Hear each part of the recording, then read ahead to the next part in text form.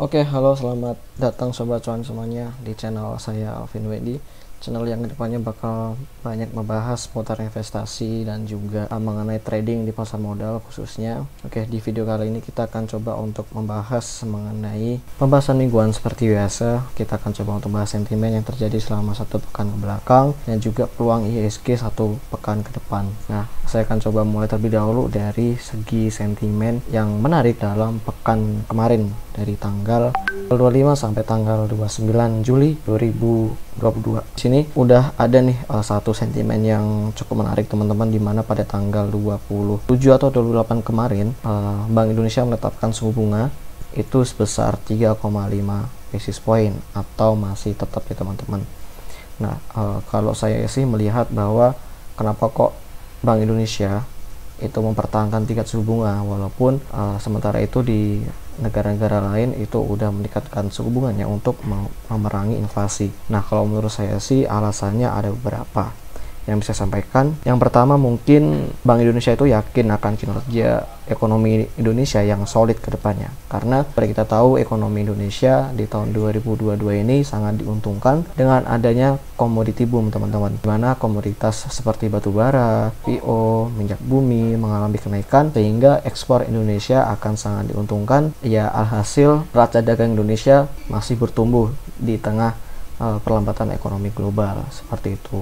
Terus sentimen yang kedua itu mungkin alasan yang kedua itu mungkin datang dari Bank Indonesia yang masih mentargetkan pertumbuhan PDB di Indonesia itu di atas 5% di tahun 2022 ini teman-teman. Jadi kalau misalkan nanti Bank Indonesia terlalu cepat untuk menaikkan tingkat suku bunganya, takutnya itu akan memperlambat atau bahkan akan menghalangi capaian target yang diterapkan oleh Bank Indonesia itu sendiri. Nah, yang seperti kita tahu teman-teman, bahkan dari Bank Dunia dan IMF pun dia memproyeksikan bahwa Indonesia nanti kedepannya akan tumbuh ekonominya itu berada di atas 5% mengalahkan Amerika dan China. Nah, mungkin ini yang masih menjadi salah satu sebab Bank Indonesia itu tidak menaikkan suku bunga. Alasan yang ketiga yang kenapa kok Bank Indonesia mempertahankan tingkat suku bunganya itu adalah karena kalau misalnya kita lihat inflasi di bulan Juni lalu itu rata-rata itu masih relatif aman teman-teman, dimana penyumbang inflasi terbesar itu adalah dari sektor konsumsi. Apa sih hubungannya dengan suku bunga? Nah, jadi karena pandemi tahun 2020 kemarin itu tingkat konsumsi itu relatif rendah teman-teman. Sedangkan di tahun 2022 ini tingkat konsumsi itu udah mulai pulih. Jadi Bank Indonesia dengan suku bunga yang cukup rendah ya teman-teman, ini akan menjadi sentimen yang cukup positif sehingga bisa menggairahkan tingkat konsumsi yang ada di Indonesia. Jadi ya masyarakat Indonesia itu lebih banyak untuk mengeluarkan uangnya untuk konsumsi, membeli perabotan rumah tangga, membeli mobil atau ingin atau hidup yang lebih konsumtif lah gitu ya. Walaupun sebenarnya kalau misalkan terlalu konsumtif nggak baik juga, tapi kalau misalkan nggak konsumtif ya kurang baik juga bagi negara gitu. Jadi Bank Indonesia masih ingin mempertahankan tingkat konsumsi dari masyarakat Indonesia. Nah, terus sentimen yang kedua itu datang dari The Fed teman-teman, dimana The Fed lagi-lagi menaikkan tingkat suku bunganya 75 basis point di bulan Juli ini. Nah, ini saya ambil beritanya dari Detik Finance teman-teman. The Fed menaikkan suku bunganya sebesar 75 basis point yang dari awalnya itu 1,75%, sekarang udah 2,5% suku bunganya teman-teman. Dan jarak spread suku bunga antara Bank Indonesia dengan The Fed itu hanya sekitar 1%. Nah, ini akibatnya apa sih kalau misalkan seperti ini? Nah, akibatnya itu tentunya akan menimbulkan sebuah capital outflow dari negara berkembang menuju negara maju. Nah, kalau misalkan kita lihat teman-teman, kemarin saya sudah melakukan sedikit survei, itu ada capital outflow dari Indonesia, dari obligasi Indonesia. Nah, kalau misalkan kita lihat pergerakan obligasi Indonesia itu dari bulan Juni kemarin atau bahkan dari bulan Mei kemarin itu relatif mengalami penurunan. Penurunan harga obligasi di Indonesia itu bisa teman-teman lihat di sini chartnya. Bahkan dari bulan November ya teman-teman, tadi saya ralat, dari bulan November obligasi Indonesia itu udah turun dari level 102 sampai ke level terendahnya yaitu di level 91 ya teman-teman. Sedangkan di Amerika sendiri karena ada tapering off dan juga kenaikan tingkat suku bunga itu membuat banyak investor itu melakukan pembelian terhadap obligasi yang ada di Amerika, sehingga kalau misalnya kita lihat terhitung dari bulan Mei kemarin itu udah naik cukup signifikan. Yang awalnya harga obligasi tenor 10 tahun di Amerika treasury-nya itu 89, sekarang udah berada di level 101. Udah kebalikan ya sama Indonesia. Jadi larinya adalah uang dari Indonesia, dari Malaysia, dan dari negara berkembang lainnya itu ya balik lagi ke Amerika, yaitu ke suku bunga atau ke obligasi tenor 10 tahun. Nah, terus sentimen terakhir adalah yang baru aja muncul kemarin nih teman-teman, di mana Amerika resmi resesi. Nah, apa sih itu resesi? Resesi adalah kondisi ketika sebuah PDB sebuah negara itu mengalami kontraksi atau pertumbuhan negatif selama 2 kuartal berturut-turut. Kemarin di kuartal pertama Amerika itu udah mencatatkan pertumbuhan PDB minus 1,6%, dan sekarang di kuartal kedua itu Amerika Serikat mengalami kontraksi lagi 0,9%. Jadi Amerika udah dapat dipastikan resesi. Nah, akibatnya apa sih resesi itu? Kontraksi ekonomi atau kontraksi PDB itu diakibatkan oleh rendahnya konsumsi. Salah satunya teman-teman. Nah, ini bisa teman-teman jadikan acuan bahwa kalau misalkan konsumsinya rendah, berarti ekonomi di suatu negara itu sedang mengalami kelesuan. Dan ini bisa mengganggu rantai pasokan global, baik itu dari segi komoditas, baik dari segi perekonomian, terus dari segi finansial juga. Itu akan mengganggu perekonomian global, sehingga dengan adanya resesi ini, apalagi yang resesi adalah Amerika, ini dapat memungkinkan untuk resesi secara global. Negara-negara seperti Inggris, Singapura, bahkan Jerman terancam resesi juga seperti Amerika. Akibatnya sih nanti perekonomian akan turun, sehingga kedepannya indeks saham itu akan cenderung bergerak turun. Nah, gitu teman-teman untuk sentimen di pekan kemarin. Nah, oke teman-teman, kita beralih ke IHSG. Setelah tadi kita memaparkan beberapa sentimen yang berada di Amerika dan juga dalam negeri, kita akan coba review dari segi teknikal untuk indeks IHSG. Nah, IHSG pada pekan ini berhasil, atau di hari Jumat kemarin berhasil ditutup dengan pelemahan 0,08% ke level 6.951. Nah, namun secara mingguan teman-teman, IHSG mengalami penguatan 0,93%. Dilihat dari segi teknikalnya, dari segi daily ya teman-teman, time frame daily, untuk IHSG sih masih cenderung untuk pergerakannya ini di luar dugaan kita ya teman-teman.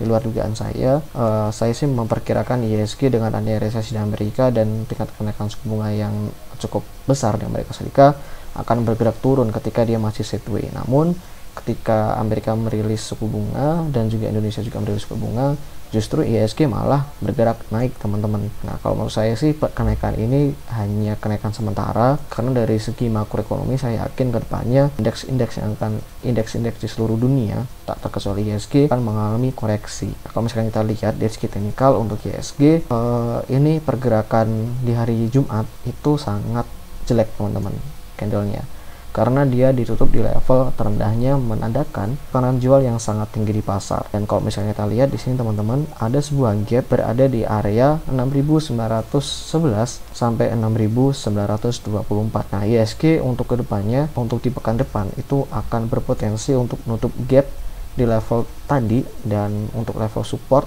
target penurunannya untuk IHSG berada di level dynamic support EMA21 di level 6.840. Jadi untuk pekan ke depan itu IHSG kita proyeksikan cenderung mengalami pelemahan dan koreksi menyusul sentimen global yang masih cenderung negatif.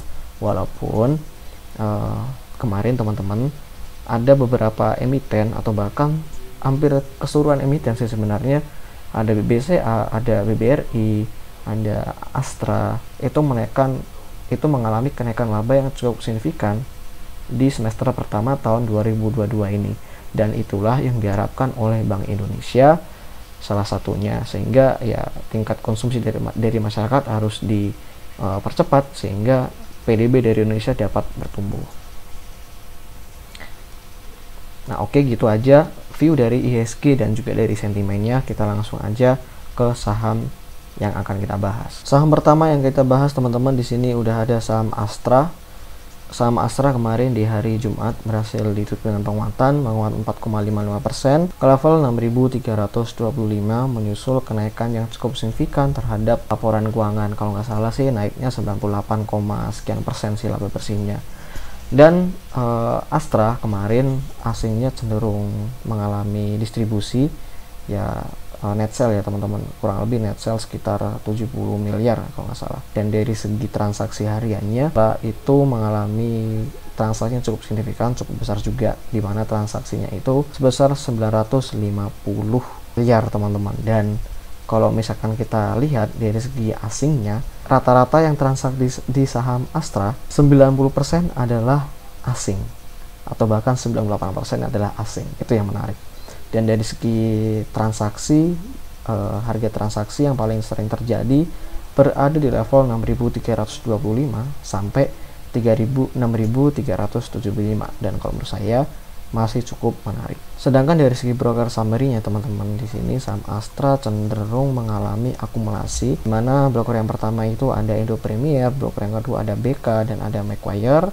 Terus broker yang mengalami atau yang net sell itu ada Maybank, UBS, dan ada CGS-CIMB. Dari segi teknikal saham Astra kalau misalkan tadi ditutup di level 6.400, 6.405, saya rasa cukup menarik teman-teman.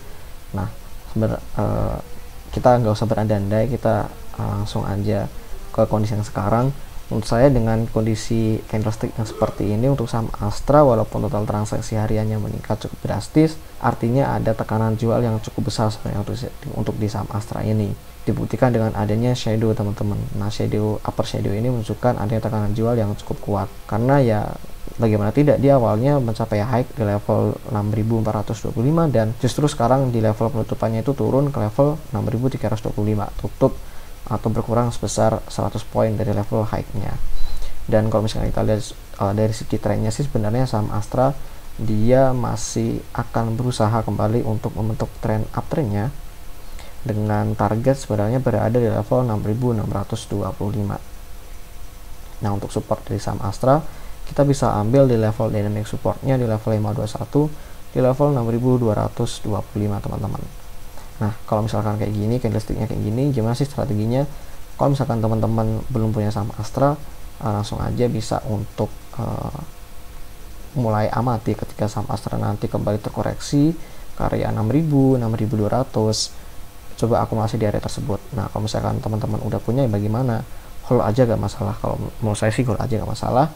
Dan saya sih mengacu kepada dari segi pergerakan fundamental yang juga udah cukup menarik, dan dari segi pergerakan teknikal yang ini ada indikasi buat Astra kembali bergerak secara uptrend gitu. Jadi teman-teman kalau misalkan ingin beli saham Astra juga masih oke. Saham kedua yang ingin kita analisis adalah saham Sido teman-teman. Nah, ini saham Sido cukup menarik teman-teman, karena yang seperti kita tahu saham Sido merupakan salah satu saham yang menduduki atau yang sering dielulukan oleh semua investor yang memiliki tingkat growth yang stabil.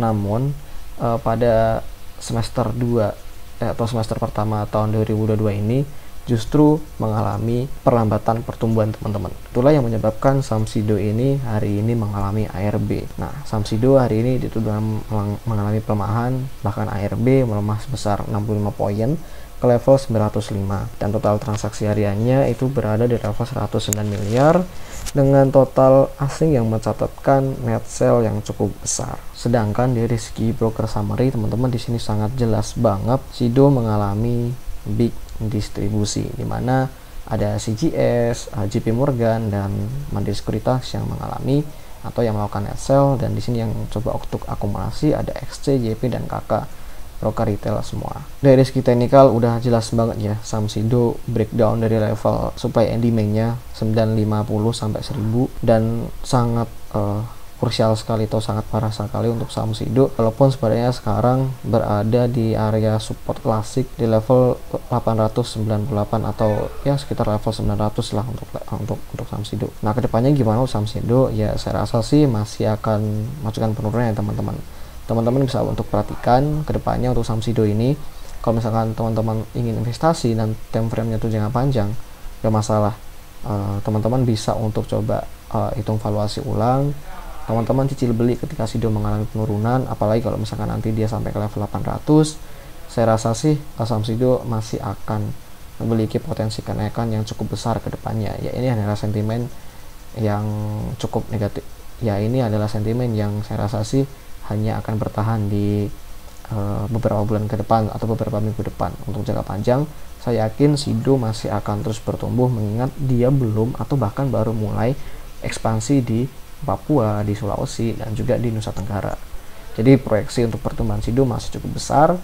Jangan khawatir kalau misalkan investasi untuk mencicil saham Sido. Namun kalau misalkan teman-teman menggunakan analisis teknikal, menurut saya sama sih sepertinya. Teman-teman coba untuk tunggu level support yang sangat kuat, itu di level 800 sampai 760. Kalau untuk sekarang, Sido lebih baik untuk ditinggalkan terlebih dahulu. Saham selanjutnya yang akan kita bahas adalah saham INDF. Saham INDF pada pertemuan hari Jumat ditutup dengan pelemahan 1,45% ke level 6.800, tepat di level neckline supportnya. Total transaksi hariannya sebesar 116 miliar dengan asing yang mencatatkan net buy tipis kurang lebih sebesar 8 miliar. Dan harga transaksi sering terjadi di harga 6850 sampai 6875. Adapun dari segi broker summary di hari Jumat kemarin untuk saham INDF sangat big distribusi banget teman-teman, dimana ada ZP, BK, dan DX yang mengalami atau yang melakukan penjualan dan hanya AK, YP, dan CS yang mengalami atau yang net buy teman-teman. Jadi untuk secara keseluruhan saham INDF masih big distribusi. Dari segi teknikal di sini teman-teman udah jelas banget untuk saham INDF ini udah membentuk pola double top, di mana target penurunannya itu untuk saham INDF berada di level 6.400 sampai 6.200. Jadi teman-teman untuk saham INDF ini lebih baik ditinggalkan terlebih dahulu, apalagi kalau misalkan nanti saham INDF breakdown dari level 6.800. Jadi ini baru aja untuk mulai level penurunannya, teman-teman lebih baik hindari dulu dan lebih baik tunggu aja nanti di level supportnya 6.400 sampai 6.200. Nah kedepannya gimana untuk saham INDF? Saya rasa sih secara prospek masih cukup oke.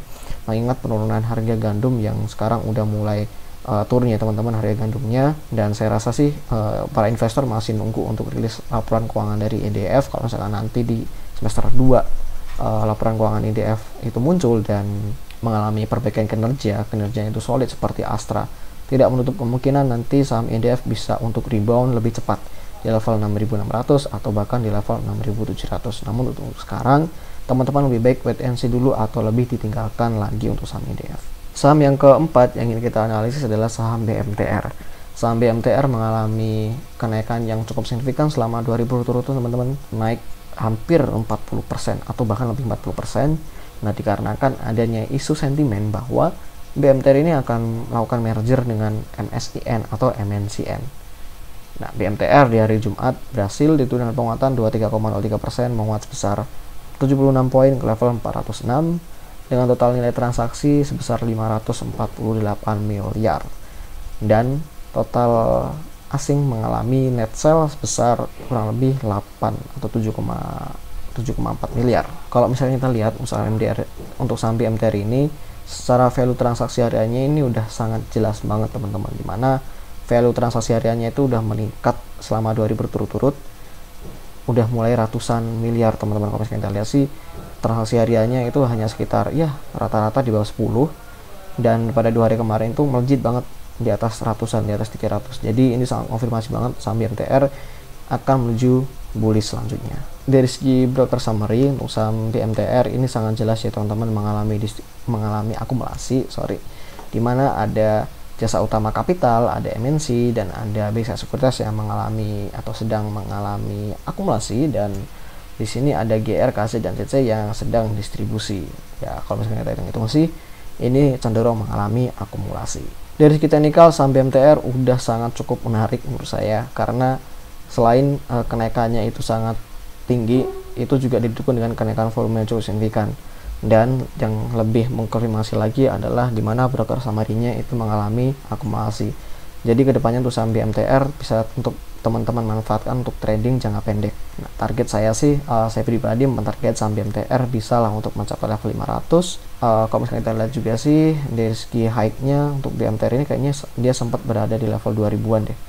Ya bener, dia berada di level 2000-an dan dia masih ada potensial upside yang cukup besar. Nah 3200 bahkan high-nya di di bulan April tahun 2013, dan sekarang hanya 400. Kalau menurut saya saham BMTR dari segi fundamental maupun dari segi teknikal sangat menarik, tinggal teman-teman tentukan aja titik entry-nya. Jangan sampai teman-teman masuk di harga yang tinggi sehingga ya teman-teman bukannya untung tapi malah rugi. Nah, kalau misalkan baru naik 2 hari seperti ini sih, saya masih berani untuk besok melakukan HK, tinggal nunggu besok price action-nya bagaimana.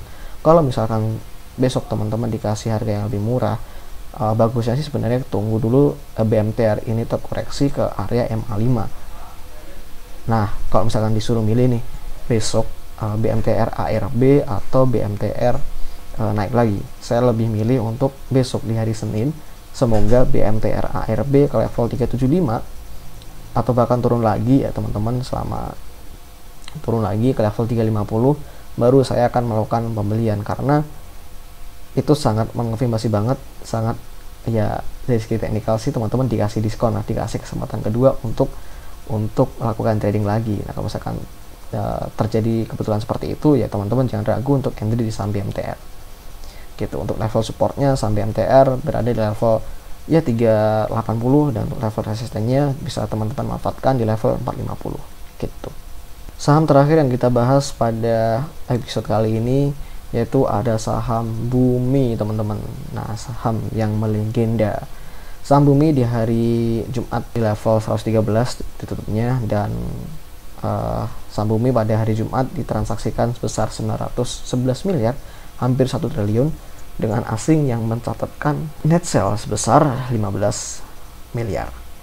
Adapun transaksi paling sering terjadi di harga 113 sampai 118. Sedangkan dari segi broker summary-nya, untuk saham Bumi ini jelas banget dia masih cenderung akumulasi.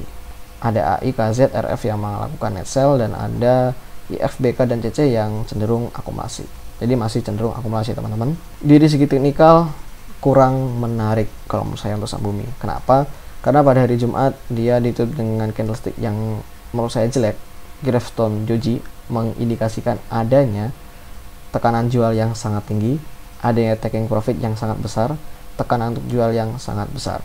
Dan teman-teman, ini candlestick ini Gravestone Doji itu mengonfirmasi adanya hanging man atau hammer yang berada di atas, sehingga mengindikasikan saham Bumi kedepannya akan mengalami koreksi.